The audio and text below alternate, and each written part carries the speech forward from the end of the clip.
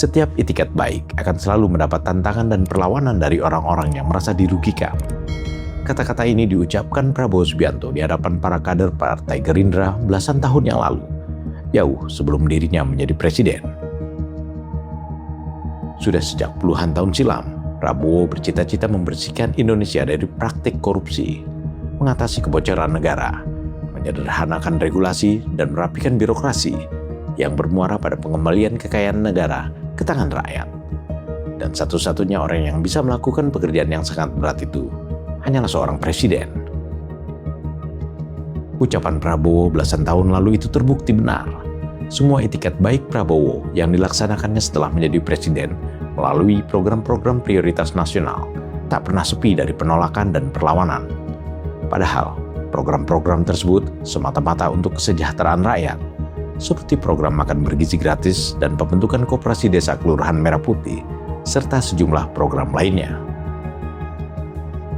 Perlawanan itu semakin keras setelah Prabowo menghentikan aktivitas mafia migas dan penyelundupan, menutup sekitar 1.000 tambang ilegal, merampas kembali jutaan hektar kawasan hutan yang disalahgunakan, serta memaksa sejumlah perusahaan yang bergerak di sektor perkebunan dan pengelolaan kawasan hutan untuk membayar denda administratif pengganti kerugian negara yang jumlahnya mencapai puluhan hingga ratusan triliun rupiah. Belakangan, Prabowo juga mengeluarkan kebijakan ekspor satu pintu untuk menyetop praktik under-invoicing, undercounting, dan transfer pricing yang dilakukan sebagian pengusaha komoditas kelapa sawit, batu bara, dan paduan besi. Kebijakan ini membuat para pengusaha tersebut tidak bisa lagi berkong kali kong menipu negara dan menyembunyikan uang hasil penipuannya di luar negeri. Semua tindakan Prabowo ini berawal dari itikat baik untuk mengembalikan kekayaan negara agar bisa digunakan bagi peningkatan kesejahteraan rakyat, terutama rakyat miskin yang hak-haknya dirampas oleh para koruptor dan mafia selama puluhan tahun, serta para birokrat yang bekerja sama dengan para penjahat itu. Para penentang Prabowo pun semakin banyak. Selain unsur-unsur di dalam negeri yang merasa diganggu kenyamanannya, juga unsur-unsur asing pendukung neoliberalisme yang merasa dirugikan oleh program hilirisasi. Karena mereka tidak bisa lagi mendikte pemerintah untuk menjual sumber daya alam Indonesia di pasar global dengan harga yang mereka tentukan. Ulta Levenia Nababan, peneliti konflik geopolitik dan kontraterorisme yang kini bekerja sebagai tenaga ahli utama di kantor staf presiden, mengidentifikasi adanya 3 tier yang menentang Presiden Prabowo Subianto untuk mengembalikan kekayaan negara ke tangan rakyat. Tier pertama menurut Ulta Levenia adalah oligarki lokal dan kaum globalis. Kedua entitas ini sebenarnya merupakan minoritas, tapi menguasai mayoritas. Selama puluhan tahun, oligarki lokal yang jumlahnya hanya 1% dari penduduk Indonesia itu memanfaatkan bobroknya sistem pengelolaan negara dan menundukkan aparatur negara untuk mengambil keuntungan sebanyak-banyaknya dari kekayaan negara. Kekayaan negara mereka beli dengan harga murah di dalam negeri, lalu menjualnya dengan harga mahal di luar negeri. Hasil keuntungan yang mereka dapatkan, sebagian besar disembunyikan dan diputar di negara lain, dan hanya sebagian kecil saja yang dilaporkan kepada negara. Sedangkan yang disebut sebagai kaum globalis menurut Ulta adalah mereka yang menikmati kekayaan sumber daya alam Indonesia melalui mekanisme pasar global dengan menerapkan aturan main yang mereka tentukan sendiri. Mereka memaksa pemerintah Indonesia untuk menjual sumber daya alam di pasar global dengan harga murah. Dan dari situlah kaum globalis mendapatkan keuntungan sebanyak-banyaknya dari sumber daya alam Indonesia di pasar bebas. Kaum globalis yang dimaksud Ulta adalah kekuatan-kekuatan asing dalam berbagai bentuk yang sudah terbiasa mengeruk kekayaan Indonesia melalui sistem kapitalisme dan neoliberalisme dengan menggunakan tekanan-tekanan politik dan ekonomi. Tier kedua adalah middleman, berupa infrastruktur negara yang sudah disusupi dan digemukkan oleh keserahan oligarki lokal. Mereka mendapat keuntungan dari oligarki lokal, sehingga mereka pun kaya raya, dan sebagian kekayaan hasil kejahatannya itu juga disembunyikan di luar negeri.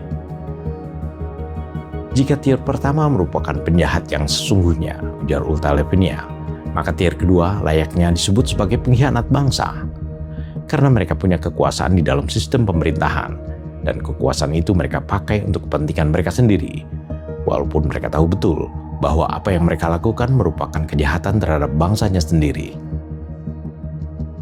Sementara tier ketiga adalah mereka yang oleh Ulta disebut sebagai pion. Mereka adalah sebagian NGO atau LSM, sebagian mahasiswa dan sebagian masyarakat yang ikut menikmati remah-remah dari keserakahan ini, tanpa sadar bahwa mereka sedang dijadikan martir oleh tier pertama dan tier kedua. Ulta Levenia menyebut 3 tier penentang Prabowo itu sebagai segitiga setan, seperti yang diuraikannya melalui akun Instagram Ulta Ultimatum. Saya mengidentifikasi 3 kelompok yang menentang niat Prabowo Subianto untuk mengembalikan kekayaan negeri ini ke tangan rakyat. Siapa saja mereka? Tier pertama, oligarki lokal dan globalis. 2 entitas ini minoritas tapi menguasai mayoritas. Kaum 1% yang selama puluhan tahun menikmati keruhnya pengelolaan negara dan menundukkan infrastruktur negara pada kekuatan kapital. Oligarki lokal menikmati sistem yang bobrok. Mereka hidup dari penyelenggaraan negara yang korup seperti oknum aparat keamanan, bea cukai, imigrasi, dan lainnya. Mereka beli kekayaan negara dengan harga murah di dalam negeri, lalu jual mahal di luar negeri. Katakanlah dari 300% keuntungan, sekitar 10% mereka siapkan untuk pengamanan, 20% untuk negara, dan sisanya ditaruh dan diputar lagi di luar negeri. Atau oligarki lokal ini menyelundupkan sumber daya alam Indonesia dan hanya melaporkan sebagian kepada negara. Nah, kalau si globalis berbeda tipis. Mereka menikmati kekayaan negeri ini melalui mekanisme pasar terbuka, di mana Indonesia tunduk pada aturan main mereka. Kita yang memproduksi komoditas mahal itu, tapi kita juga yang dipaksa menjualnya murah ke pasar global. Semakin Indonesia telanjang, semakin mudah mereka mengeksploitasinya. Tier kedua, middleman. Infrastruktur negara yang sudah disusupi dan digemukkan oleh keserakahan ini. Persentase mereka cukup kecil, tapi cukup juga untuk memperkaya diri, menyekolahkan anak-anak mereka ke luar negeri, dan menyimpan aset di luar negeri atas nama orang lain atau mungkin atas nama selingkuhannya. Kalau tier pertama adalah penjahat yang sesungguhnya, maka tier kedua adalah pengkhianat bangsa. Karena mereka punya kekuasaan di dalam sistem pemerintahan dan mereka pakai kekuasaan itu untuk kepentingan mereka sendiri. Walaupun mereka tahu betul bahwa yang mereka lakukan adalah kejahatan terhadap bangsanya sendiri. Tier ketiga, pion. Dan inilah yang paling miris bin menyedihkan. Sebagian mahasiswa, sebagian NGO, sebagian kelompok masyarakat yang ikut menikmati remah-remah dari keserakahan ini, tanpa sadar bahwa mereka sedang dijadikan martir oleh tier pertama dan tier kedua. Mereka berteriak di jalan, merasa ditindas, merasa dibungkam. Padahal mereka sebagai mayoritas dalam segitiga setan ini hanyalah pion yang dikorbankan. Kalau tier kedua dibeli dengan kapital, mungkin dengan dolar Singapura, namun tier ketiga jauh lebih murah. Mereka cukup dibeli dengan idealisme utopis, tak perlu rumah mewah, tak perlu mobil Eropa, hiburan kelas atas. Mereka cukup eksploitasi idealisme mereka lalu cuci otaknya dengan nilai-nilai neoliberalisme, yaitu kebebasan individu sebagai puncak segalanya, demokrasi liberal tanpa batas, sampai agenda-agenda asing untuk jati diri bangsa ini. Ketiga tier penentang Prabowo yang disebut Ulta Levenia sebagai segitiga setan itu tidak bisa dipandang enteng. Sebab tier 1 dan tier 2 memiliki uang yang sangat banyak untuk mendanai aksi-aksi terbuka di jalanan dengan memanfaatkan sistem demokrasi yang nyaris liberal, serta kebebasan berpendapat yang dilindungi undang-undang. Ada isu yang semakin kencang belakangan ini, bahwa para mahasiswa dan berbagai elemen masyarakat akan kembali turun ke jalan secara besar-besaran pada bulan Agustus mendatang untuk menyampaikan mosi tidak percaya kepada pemerintahan Prabowo Gibran. Gelombang unjuk rasa yang bibit-bibitnya sudah mulai terlihat belakangan ini lagi-lagi menyoroti sejumlah kebijakan pemerintah, termasuk penolakan program makan bergizi gratis. Sungguh miris rasanya di saat pemerintah sedang gencar-gencarnya mengevaluasi dan membenahi tata kelola MBG, seperti yang dituntut sejumlah demonstran sebelum ini. Aksi menolak MBG tetap saja berlangsung. Padahal, Program ini sudah dinikmati puluhan juta penerima manfaat langsung, yakni anak-anak sekolah di wilayah-wilayah miskin dan tertinggal, serta ibu hamil, ibu menyusui, balita, dan lansia. Program MBG juga secara tidak langsung telah menggerakkan roda perekonomian rakyat di tataran bawah, meningkatkan pendapatan para petani, nelayan, dan UMKM di berbagai daerah, karena produk-produk hasil jerih payah mereka diserap MBG setiap hari. Wajar jika kemudian Presiden Prabowo Subianto merasa gundah dan heran mengapa MBG yang membawa manfaat bagi masyarakat banyak itu terus-menerus dipersoalkan, sementara ribuan triliun uang negara yang dirampok para koruptor dan mafia selama 34 tahun sama sekali tidak pernah dibahas dan diinvestigasi oleh pakar yang rajin mengkritisi kebijakan-kebijakan pemerintah.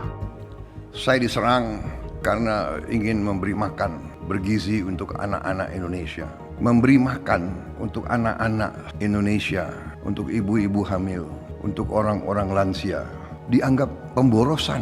Tapi ribuan triliun yang menguap, yang pergi dari bumi Indonesia tiap tahun selama 34 tahun, tidak ada komentar, tidak ada pakar yang protes, tidak ada investigasi. Prabowo juga tampaknya mahfum bahwa MBG sebenarnya hanya merupakan salah satu sasaran antara untuk menyerang kedudukan Prabowo sebagai kepala negara, karena tindakan Prabowo untuk merebut kembali kekayaan negara bagi kesejahteraan rakyat telah membuat oligarki lokal dan kaum globalis kehilangan kedikjayaan. Untuk itu mereka melakukan segala cara dengan tujuan menjatuhkan pemerintahan Prabowo Gibran, termasuk melalui aksi-aksi unjuk rasa yang dilakukan sebagian mahasiswa dan serangan-serangan media yang didanai yayasan-yayasan asing. MBG menjadi salah satu sasaran antaranya. Itikat baik memang tidak selalu mendapat sambutan baik, terutama dari orang-orang atau kelompok-kelompok yang merasa dirugikan. Prabowo sudah menyadari hal itu sejak lama, sehingga ia pun tidak terkejut ketika serangan terhadap dirinya dan pemerintahan yang dipimpinnya semakin gencar. Itu sebabnya Prabowo tidak goyah dan tidak mundur selangkah pun, karena Prabowo yakin semua yang dilakukannya sebagai presiden dilandasi itikat baik demi kemaslahatan rakyat dan masa depan bangsa. Prabowo juga mempunyai keyakinan bahwa rakyat berada di belakangnya.